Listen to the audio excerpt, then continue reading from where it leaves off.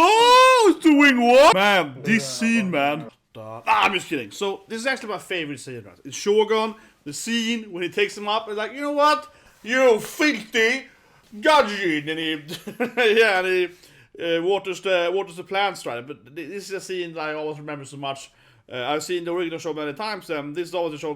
This is the scene that comes back to me. Episode 1 when he waters the plants. Yeah, you're like, oh my god, yeah. This scene is classic, man. It's classic. So, hello everyone, welcome here. Of course, time for a Samurai Gaijin review, and a direct response to, of course, Shogun, right? Like I said in the intro there, the scene where he waters the plants, of course, that's the best scene. So now, of course, I've seen the original show as I mentioned, right? And I also read the book. As you might have realized, I'm quite a samurai nerd, right?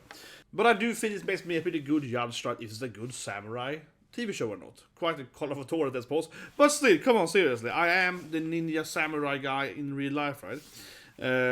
And I, of course, speak Japanese.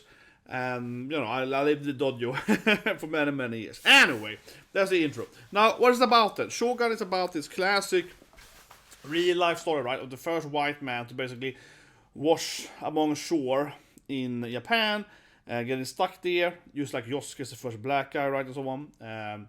And it becomes like the first white samurai. So that's a spoiler now, guys. Okay, yeah. He's gonna learn the way of the katana, right? You know. But anyway, one thing that immediately struck you watching the show, right, which I think is interesting, is it kind of immediately shows you the Christianity, right?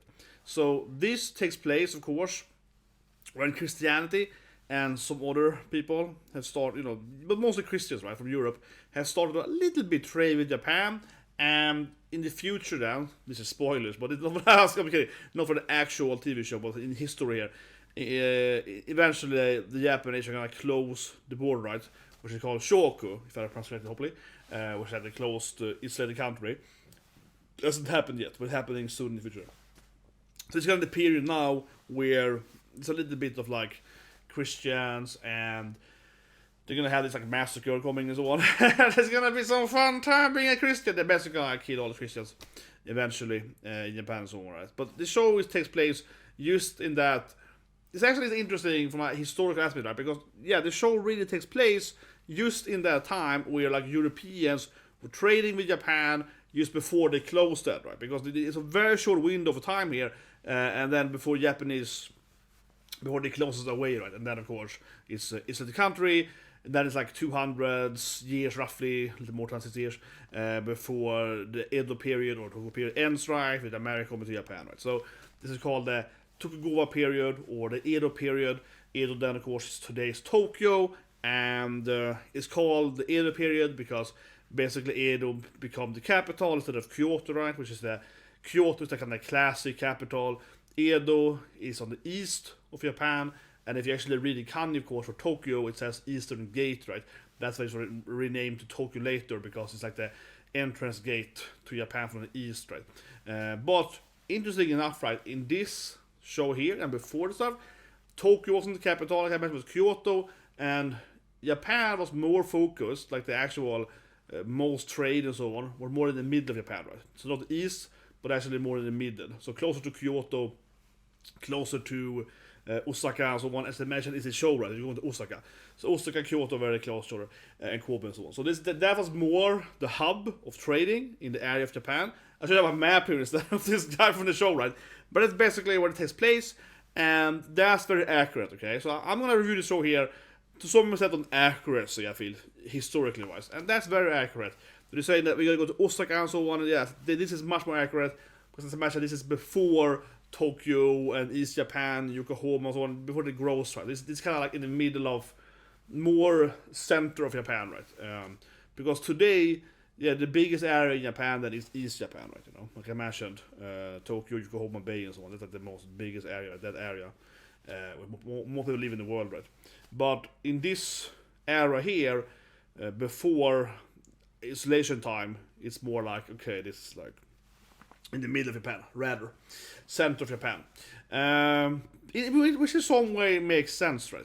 Because of course, you know, the center of our country usually has more trading and so on, especially if you're isolated. Where, for example, in Tokyo in the future, because you open up the gates, right, to trade with America and so on, has more trading, and then the city grows bigger and so on. Right? But I digress. That's more like a typical, mapping. But of course, if you look at most countries, most capitals are on the ocean, right? Like a border, either a border or usually, generally speaking, right? Most capitals are next to the ocean or at least a lake or the rivers you can trade and so. And that's like a very basic explanation here of geopolitical stuff, but it really is, right? But anyway, so they come here, and as the TV shows you, and the original book as well and so on, right? The Japanese people aren't that used, of course, to foreigners, to Gaijins, generally speaking, right? There haven't been many Gaijins there, and they can barely speak the language, just like today. I'm just kidding, but yeah, of course they can't really speak English, and I do think that the TV show is accurate in the sense that, the translators are Christians, right? Yeah. So you take like, he's a Japanese man, he's a Christian, so he knows some English, maybe some Portuguese, because the Portuguese trading out, right? He might know some Portuguese or maybe Dutch or whatever, right? And he can talk to them, and that's definitely how it was in reality. Of course, the people that were translated were either, let's say later in the episode, people that actually have lived there for a while and they, of course, have learned the language themselves, right? Or it would be people that have been like Christians and are more, related to like European ideas or whatever you call it. Like that. They might know the language to some extent. So that's quite accurate. An average Japanese samurai or whatever wouldn't know a single word in English, right? Or almost no other language either. Obviously, Japanese is very isolated already, so they will understand some Chinese, right? Some Mandarin maybe, but not much else, right? What more happens? Well, we see this. This is my favorite scene, straight up, when he comes to the lies. This was awesome. This scene is hilarious. Very bad, man. Kaisoko! He's Kaisoko! I promise you, my lord. He's definitely bad guy. But honestly, I love this scene here, right? Because, as I mentioned, Christianity has started to come to Japan, right? But as you remember, there's a war between the Catholic and the Protestants, right? So this guy is like, he's the wrong kind of Christian, yeah. But this scene was hilarious when the priest goes in and the man's like, let's start lying about him. Like, he's saying, yes, yeah. I think it was hilarious. But it actually is a very, it would be less comedic in reality, but actually quite serious, right? But this actually was an issue, so let's talk about it a bit. So like I said, right, this scene is great. It was my favorite scene, except after the water plant scene. But seriously, this is very interesting, right? I like to put it in here because, so in Europe, we have the League Wars, which is like the Reformation, right? Two different splits of Christianity. So you have actually like 4 different Christianities in Europe, 4 bigger ones. Actually more. You have more than like 6 actually. But they have 4 big ones, and the major team core is the actual league war between the 2 major ones, right, which is of course Protestant and Catholic, right? Now he's playing a Protestantic person. He's from England, so Protestants. The reason why is because Henry Tudor wanted to. Henry Tudor basically just wanted to get a divorce, right? So Tudor, he changed England from being Catholic to Protestant. He wanted to be able to get a new wife, right? So that's actually why they turned into Protestants, and then they briefly became Catholic again because his daughter, which is called Bloody Mary, right? Mary the First, she then changed back to Catholic, where she became Queen of England. She's the sister of Elizabeth the First. But then Elizabeth the First, when she took over again, or back from her and so on, then it became Protestant again because that's a big part of that. Why she actually became the Queen, Elizabeth the First. Because of course, like half the nobles were like, actually we want that thing, and the other one, yes, the little conflict there. And of course, her father was the result of the War of the Roses, right? So that was like quite a turmoil in England. And actually, that's probably why Elizabeth, I think, is a revered queen today in England, because after she became queen, right, that was the end of the Roses War. I would say, really, even her Tudor was really her, because that ended both the inner religious conflict in England and also the Roses War, which is between the York and Lancaster. I digress. But this guy then, right, he's of course from a Catholic country. So what happened was that the Pope had decided that you have a split, right? Like you can go this way, you guys can go that way, okay? Between the Portuguese and the Spanish, right? So there's quite this, it's quite a historical thing here. How the Pope like basically drew a line in the map and saying, hey, you guys go that way. And that's why actually Columbus wanted to discover America, right? Because he wanted to go that way. define America. So Japan is in this like hard way to put it, right? Because it's basically is the opposite of the country, so the planet, I mean, from Europe, right? So bunch of countries has been split by the Pope, right? Of where you can be if you're different, Christians in Europe, right? But Japan is kind of like I said, it's kind of like the middle of it. So now it's like, well, does it belong to these guys or that guys? Obviously, it belongs to the Japanese, right? But in the eyes of the European, the colonized European at that time, it was kind of like, well, I guess Japan is like in the middle, so I guess it's like up for grabs, right? So this scene here of him lying about him because they have different Christian religions, right? It's actually quite accurate. Again, that's actually pretty authentic. Of course, I feel it's a quite a comedic scene itself, so it probably wouldn't be like in this kind of dialogue. But the general gist of them not trusting each other, and we also see, of course, later on with the other pilot, right? That makes sense. I always find it kind of funny when people are arguing like black and white and blah blah blah and so on. When I'm just like, have you ever actually read a history book? I think people have so much breaking down, racism, whatever, right? It is an incredible binary statement of like black, white, etc. Right? Very, very like 1 or 0, right? But in history, it was much more complicated, and especially like in this thing, it was like, well, they're both white, but you're the wrong kind of white. You know what I mean? Yeah, like in history, it was definitely people don't understand. I mean, honestly, yeah. No. In history, it wasn't even that you cared about that. It was more like, oh, you have the wrong faith, or you're from the wrong region of this area, so that's why I hate you. Yeah, like it was way more complicated. And let's not get started the whole Roman Empire, right? HRE and no, it's like 4 different. Oh no, that's the League Wars started. Yeah, into that, right? But it really was a lot of conflicts between like every European country, more or less. There's some European countries that have had, I guess, peace. Some random example, like Sweden and England never had a war. We were allied together. Did Sweden and Prussia have a war? There's a couple of countries that never had like a conflict. But the thing is that it's interesting because, like, historically speaking, Sweden has conquered part of Prussia, like Perman, but then it gave it back to them when it turned into a country. So it's very, very complicated because, for example, the Germans and Northern Germans, right? They hated the Swedes since the Swedes conquered part of Germany during the League Wars with the different religious sides. Because Sweden also was Protestant with England, right?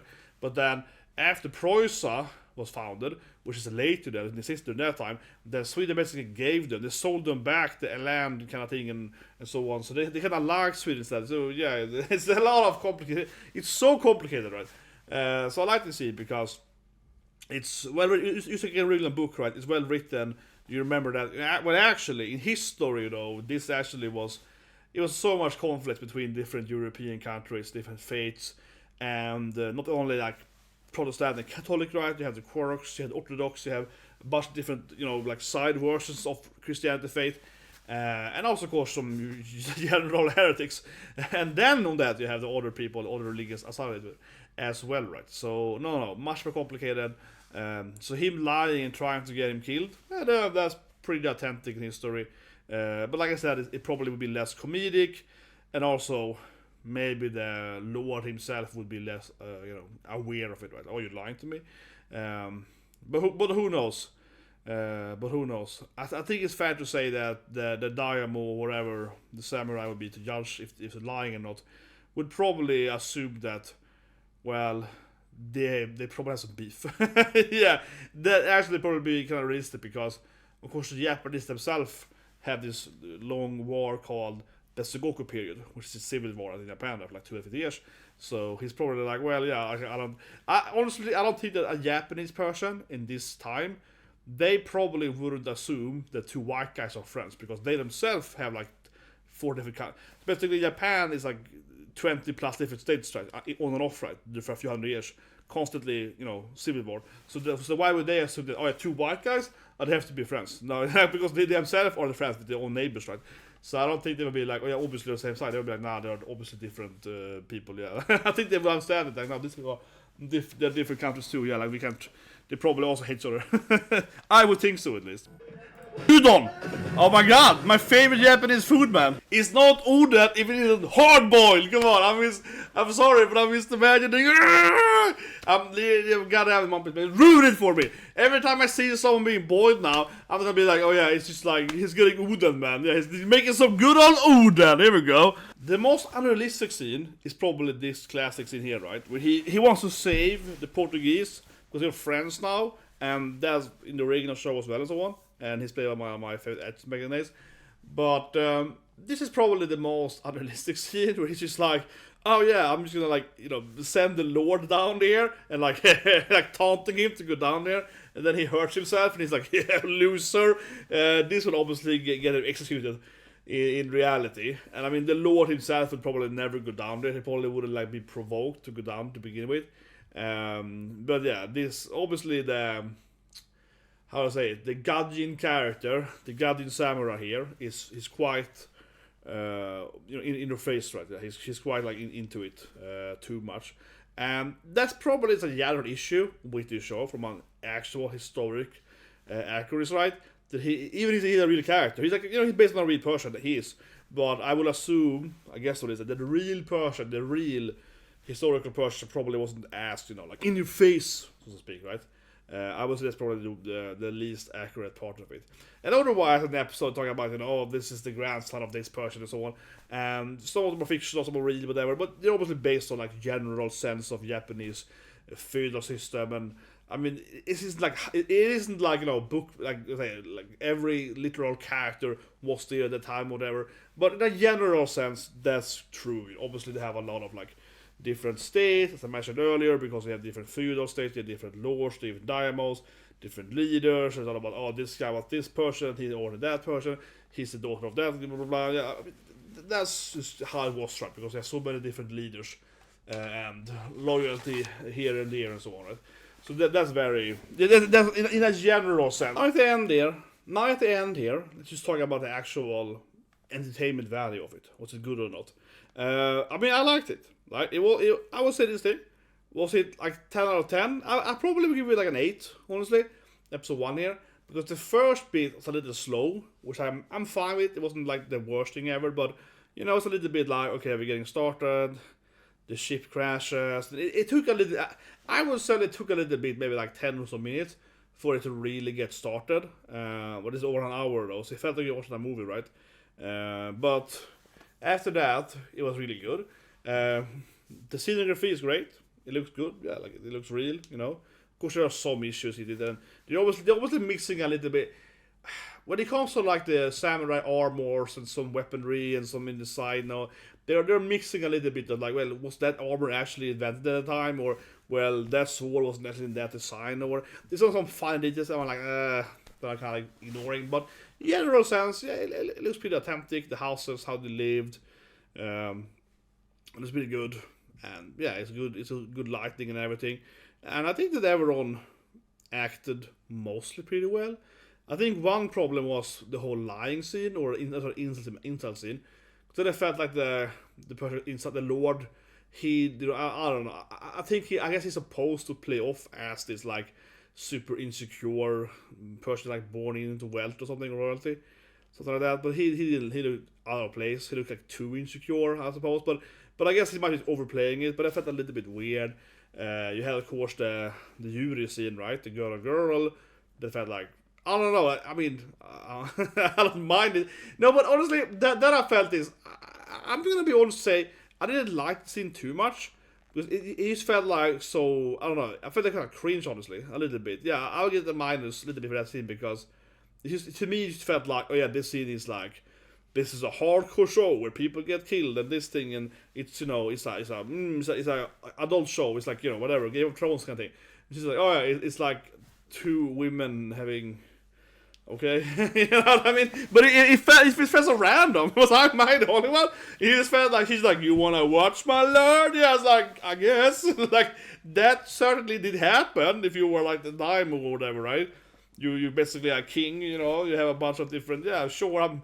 Absolutely, that the Japanese shogun or the daimyo or whatever had a bunch of concubines and so on, right? Yeah, of course, mistresses and etc. Sure, I mean, certainly. But it felt a little bit like, I guess, this is a scene because why not?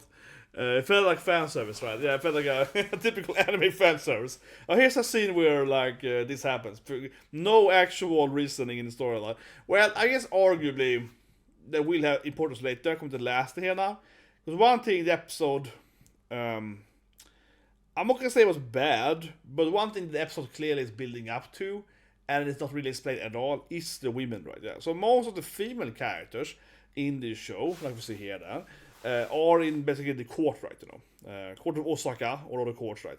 And obviously there's a bunch of female characters. I read the book and I've seen the original show, so I know that.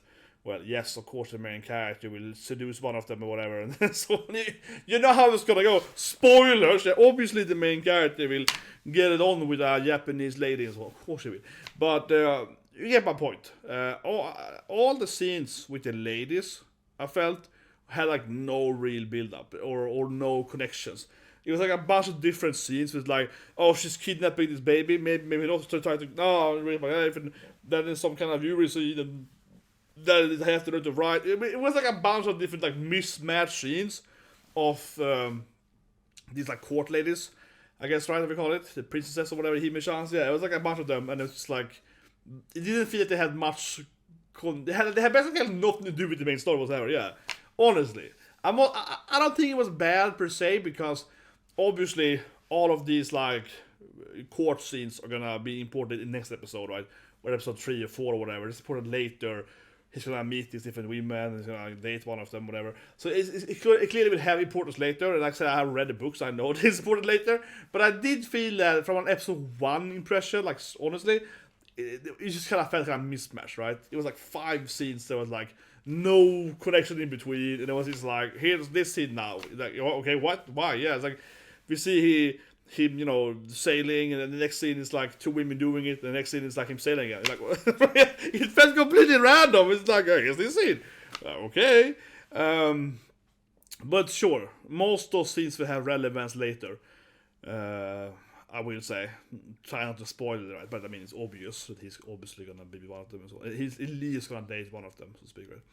And it's gonna be some intrigue, right, in the court, right? I can't remember the name for it in Japanese, but in English, I believe it's called Lady in the Wait or something like that. What it actually would be. I mean, they aren't just like, they mentioned it, there was like kidnapping and being a hostage or one. Let's say the last here then. It was pretty common in Japan, all kinds of Europe as well, right? That you actually would take your, not only enemies, but maybe like your allies. So, actually more common with your allies, I guess. Both Japan and Europe, is that, say I am the leader, right, of this X country, and then I have my vassal or my daimyo for the other countries, is smaller, and they're allied. Then I would, of course, take their son, right, and have my ally son would grow up in my country, right, in my castle, which of course meant that if my ally would betray me, I would, the son would die, right. So that's a very common thing. Yeah, it's a very common thing basically. So that's kind of what they alluded to in this episode here, right? That one of these people are basically like the daughter or the son of another daimyo, and then this daimyo has like adopted them. Yeah, they have to grow up in the other castle, right? So of course they're like actually allied with another clan, so to speak. But it's like, well, if your father or mother or whatever, usually father that betrays, this castle, we will immediately, right? That's kind of what they alluded to there, and that's going to be explained, of course, probably next episode. But like I said, the whole like taking another person's, like taking your ally's son as hostage for like 20 years, that wasn't just a Japanese thing. It also happened in Europe a lot. I think, generally speaking, it's a feudal thing, right? Because how feudalism is like, you have your lord and you have your vassal lord and you have this and this that, right? It's pretty common that, well, if I'm the powerful lord and I have 3 vassals, the 3 children will grow up at my place, so I can control them, so they won't betray me or whatever, right? But at the same time, though, as we come earlier, lady in the wait and so on, right? If you, for example, have like your daughter grows up, in like the stronger vassal's house, right? that she can like maybe date, you know, the son of him and become the princess. So it wasn't just like a negative. You also kind of wanted your kid, right, to grow up in the court of the be lady of the other court, because then she can befriend like the princess or the prince or whatever, and so on. So it was very, very common, right, that you actually wanted to send away your kids as well. Like, yes, you're hostage, but at the same time, now you can be best friends, right, with, of course, like the other, yeah, with the other Daimyo kid, right? So now we can be allies, you know, and so on. And then, for that matter, if you see a lot of animes and so on, right, it's a very common thing in anime, right?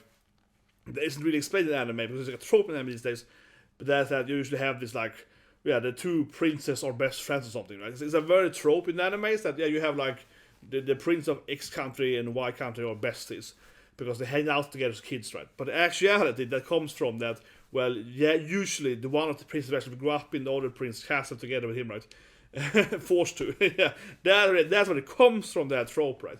But of course now it's kind of played for, like, yeah, we met each other at like the summer or something, but it was a little more serious in historically aspect, right?